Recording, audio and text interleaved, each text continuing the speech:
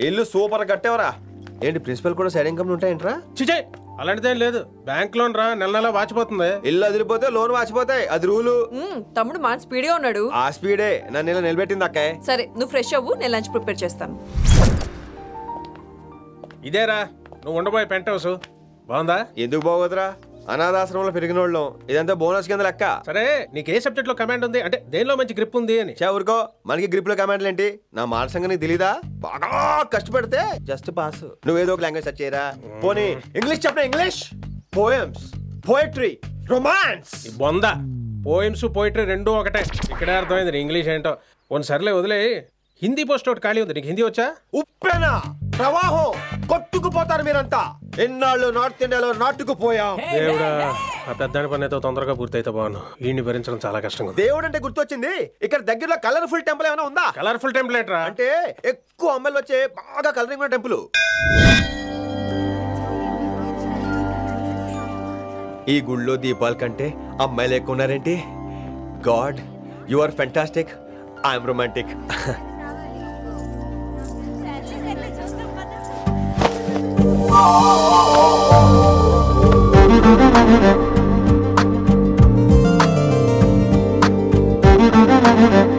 ఎంతసేపు అలా ఉంటావే, చేయటము.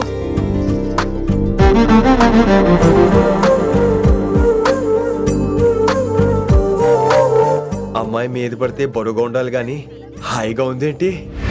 పెళ్ళంటూ చేసుకుంటే ఇలాంటి అమ్మాయినే చేసుకోవాలి.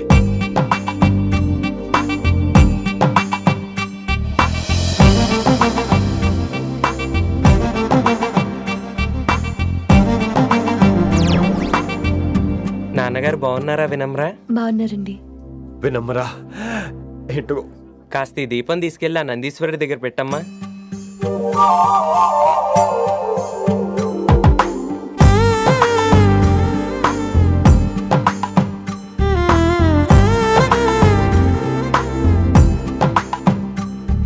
హలో, దేవుడు అక్కడ కదా, దేవత అక్కడ.